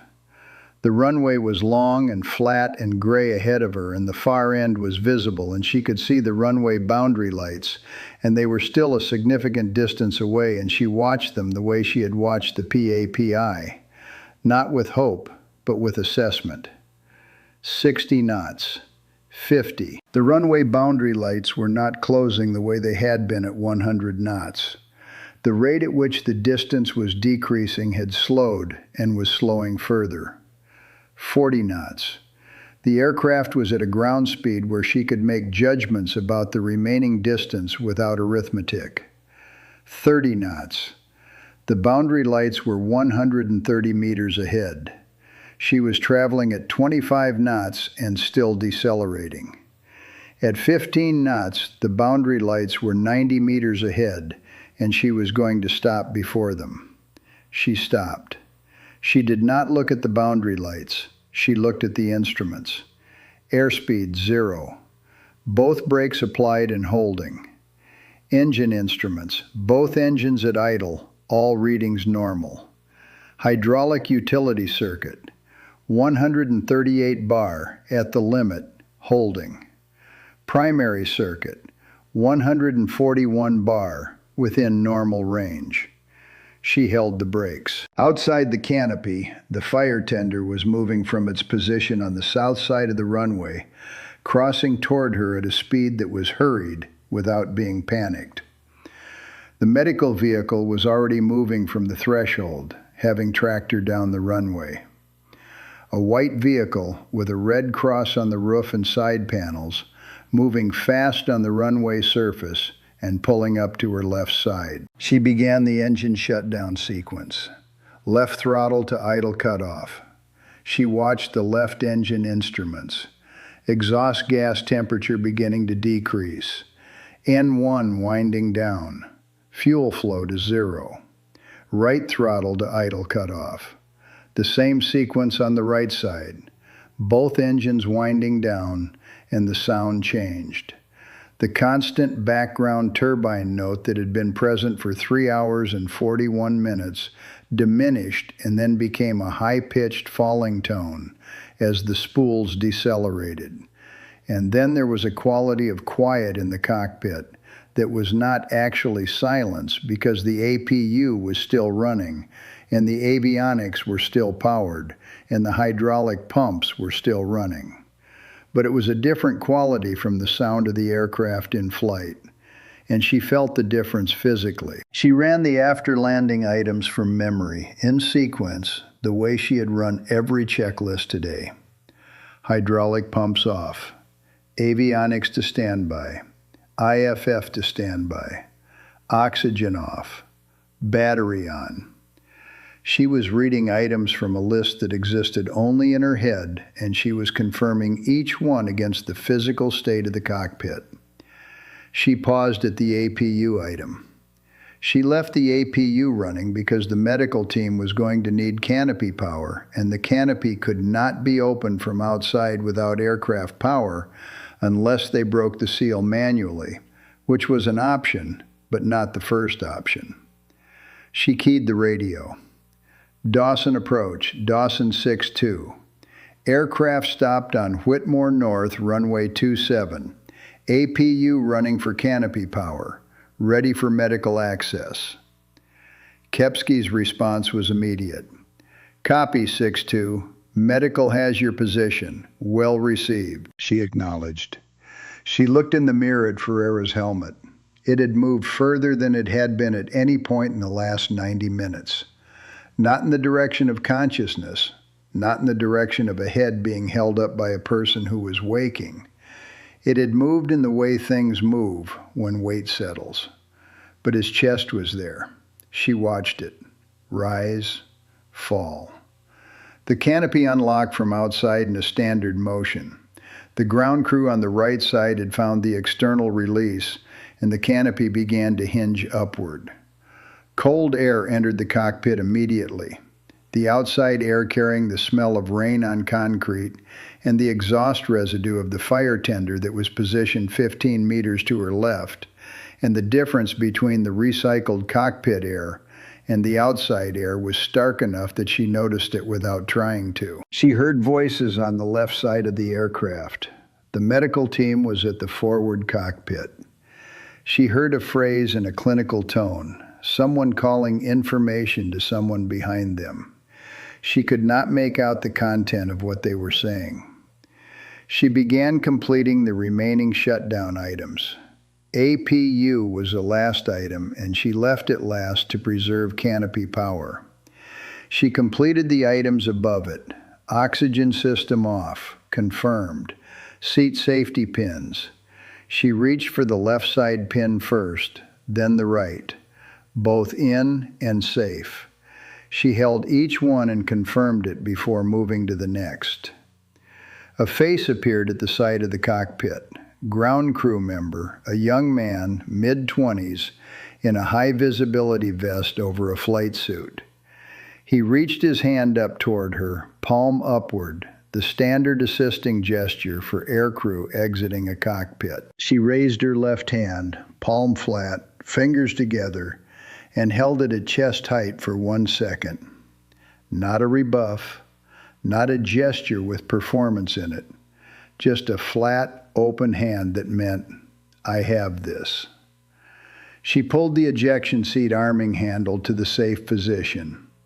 She disconnected the oxygen connector and the communication lead and the G-suit connector from the seat. She removed her helmet and placed it on the left rail. She unclipped the lap straps and the shoulder straps and the survival pack connectors and gathered the clips together and placed them flat before standing. She put her hands on the canopy rails and rose from the seat and swung her right leg over the side and found the first rung of the boarding ladder with her right foot and transferred her weight. She descended the ladder with both hands on the rails and both feet hitting each rung in sequence, and she was on the concrete in 5 seconds. The concrete was very solid. She registered this as a physical fact without thinking about it.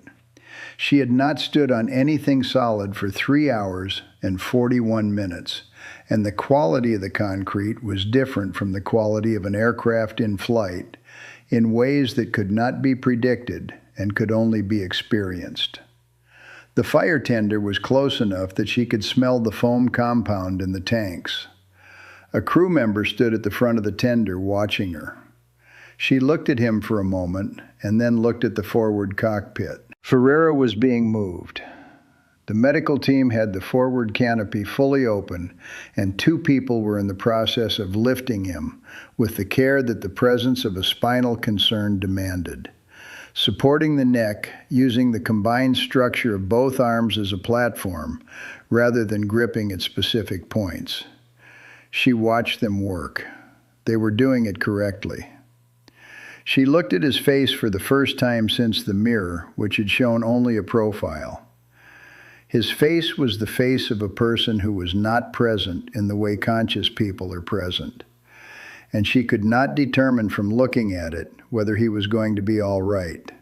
She did not know.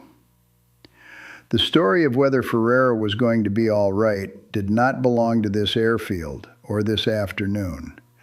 It belonged to a hospital room and to the hours and days that followed, and she was not in those hours and days yet and had no access to what they contained. She looked away from the forward cockpit. A person was approaching her from the direction of the field operations building, a slight figure in a service dress uniform, moving at a deliberate pace across the apron, carrying a handheld radio in one hand. Not hurrying, not performing calm, simply moving at the pace appropriate to reaching her. He stopped 4 feet from her. Warrant officer grade, service markings, the kind of face that had been a certain age for a long time. He held the radio slightly toward her and pressed the transmit key. A voice came from the radio speaker. She recognized it before the words assembled into meaning. The flat, certain quality of it, the sound that had been in her right ear for the last 41 minutes.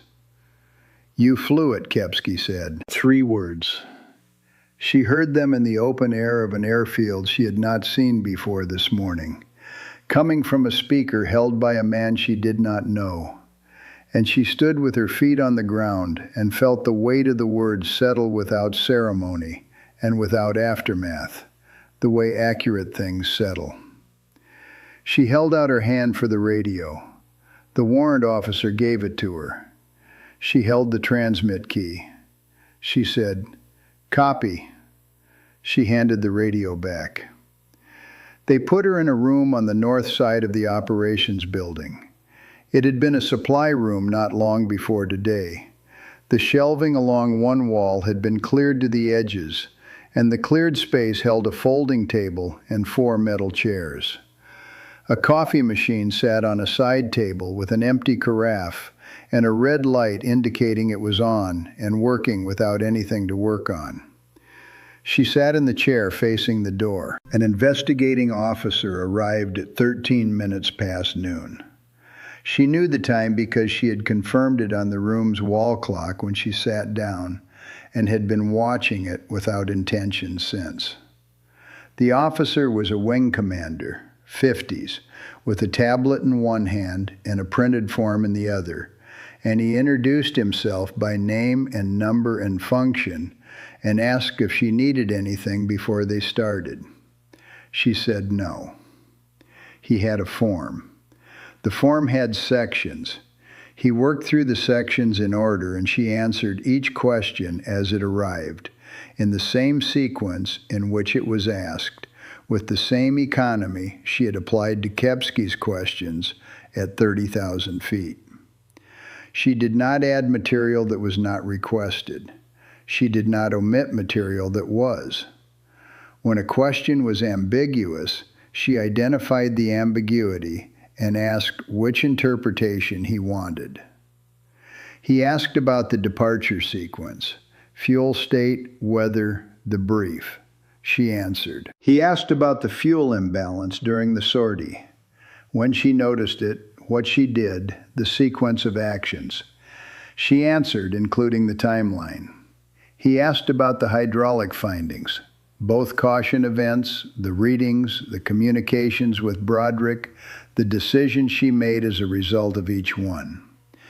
She gave him the readings and the times from memory. He wrote them on the form.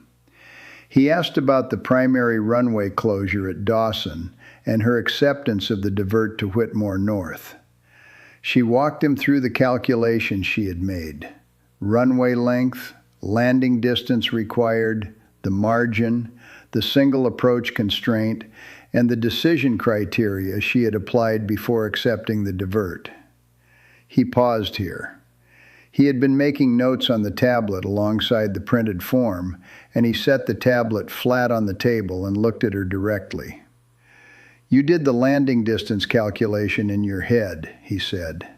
It was not exactly a question. "Yes. In flight, managing the aircraft, communicating with approach control." "Yes." He looked at her for a moment. Then he picked the tablet back up and continued with the form.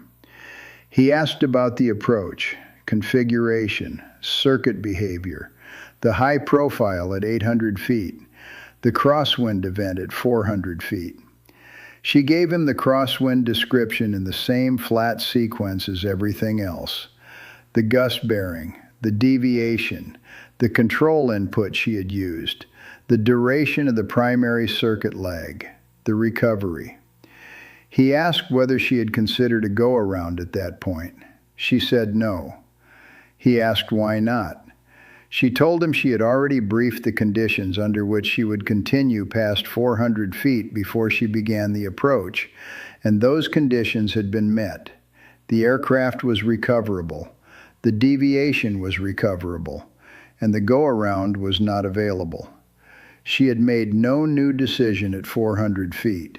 She had confirmed a decision she had already made. He wrote that on the form. He asked about the landing, touchdown speed, braking application, rollout distance. She gave him all three.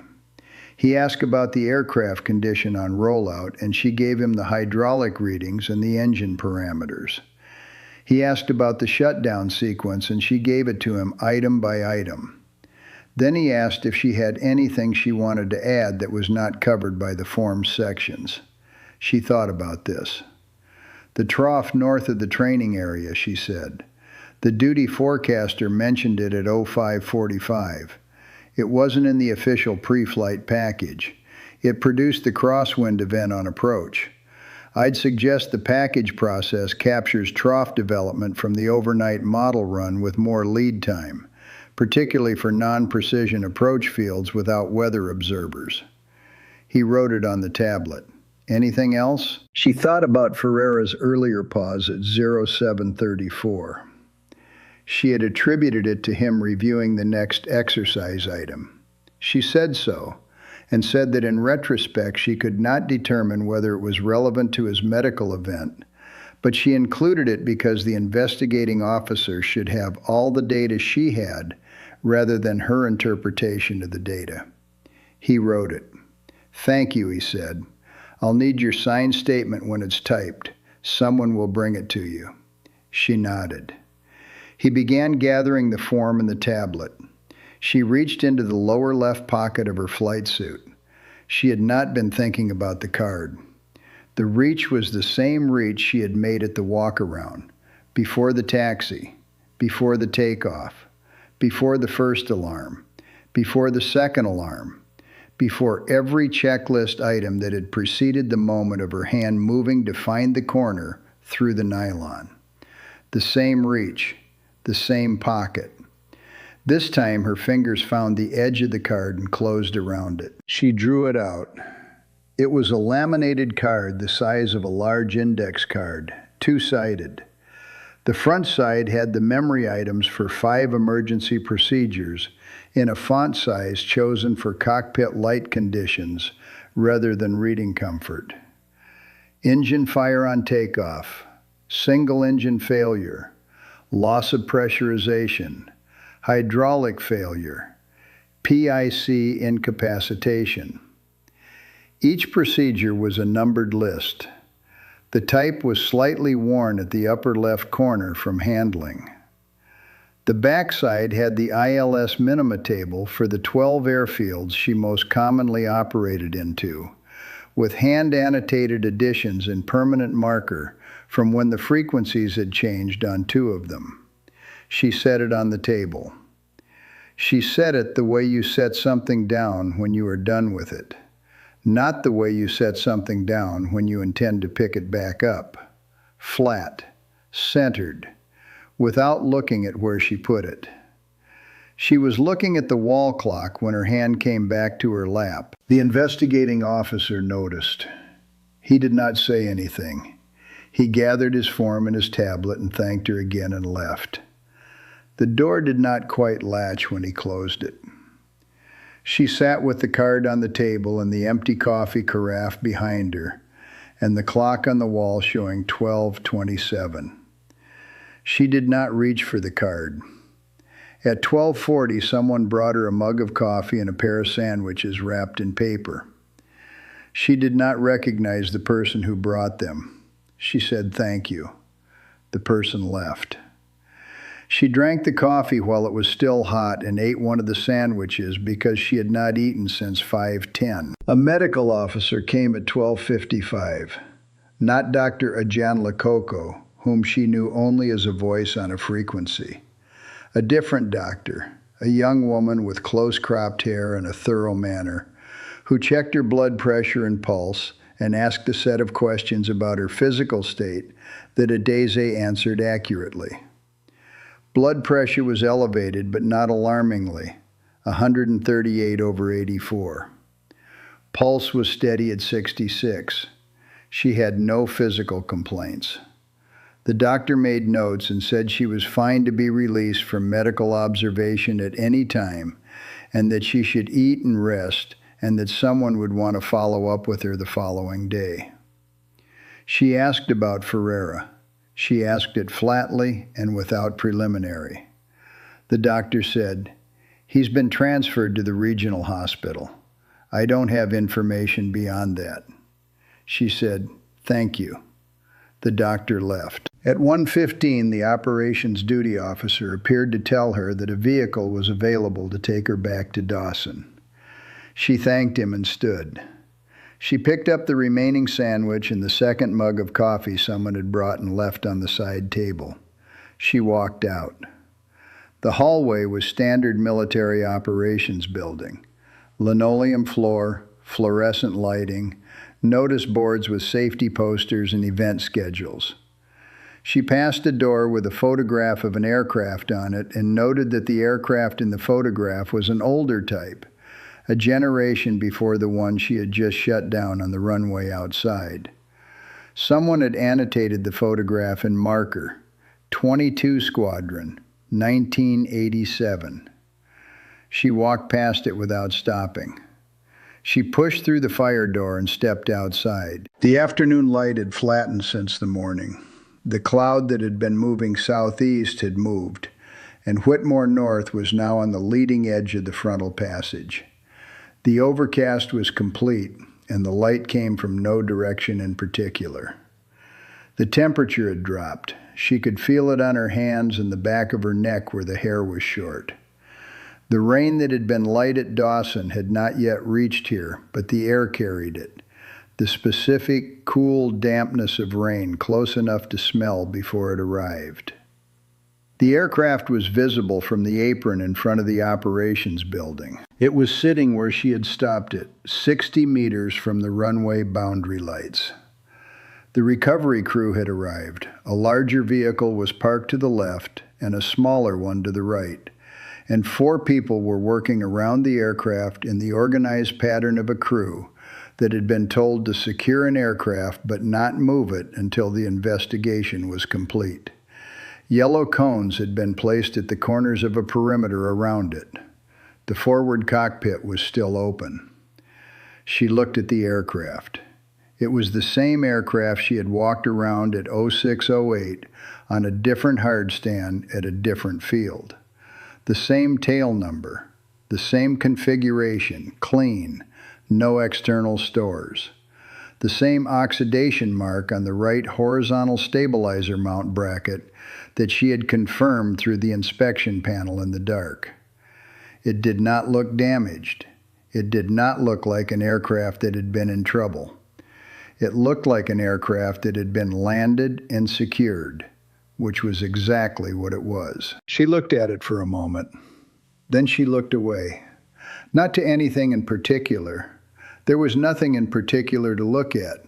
The apron, the perimeter fence, the line of trees beyond the fence, the flat agricultural land beyond the trees under the uniform overcast. She was looking at the fact that it was the same day it had been at 0510 and at 0608 and at 0836, and it was also not the same day in any sense that mattered. She had been a specific person when she had gotten into that aircraft. The specific person she had been was not a lesser person or a wrong person. She had been trained correctly, and she had been careful, and she had been thorough in ways her instructors had confirmed, and she had been everything the process of becoming a pilot required. But she had been someone who had only encountered the emergency procedures on the laminated card as abstractions, things confirmed as known and not needed, items certified and filed and touched through the nylon pocket before each flight as a kind of agreement with the possibility of needing them. She was not that person now, and she would not be that person again. And this was not a loss, in the way that most things that cannot be undone feel like losses. It was simply what came next. The card was on a table in a room she had left, on an airfield she had never been to before this morning, and it was not something she needed to carry. She stood on the apron for perhaps 2 minutes. The vehicle that was taking her to Dawson was a dark blue transit van parked on the north side of the operations building. The driver was leaning against the front of it with his arms crossed, and he straightened when she turned in his direction. She walked toward him. The concrete was cold and solid under her boots. The rain had not arrived yet, but the first drops would come within the hour. And somewhere inside the overcast was the frontal system that had been moving southeast all day. By evening, it would be through, and the sky to the northwest would begin to clear. And by the time the first night flights launched from Dawson tomorrow, the weather would be different, and the day would be over, and what had happened in it would have been documented and reported and would exist as a set of facts in an investigation file. She reached the van and the driver nodded and opened the rear door. She got in. The door closed. In the cockpit of the aircraft she had left behind, the instruments were winding down as the APU ran its shutdown sequence. The screens were dimming. The caution panel lights that had burned all afternoon were extinguishing one by one as the systems they monitored lost power. The hydraulic system pressure was falling as the pump stopped. The avionics cooling fans were slowing. The altimeter was the last active instrument. The needle had been at 0 since the moment she had stopped on the runway, and it was at 0 now. And it would be at 0 when the APU cut out and the instrument went dark. And it would still be at 0 tomorrow when the recovery crew came back to the aircraft and began the process of understanding what had happened to it. The needle sat at 0, still.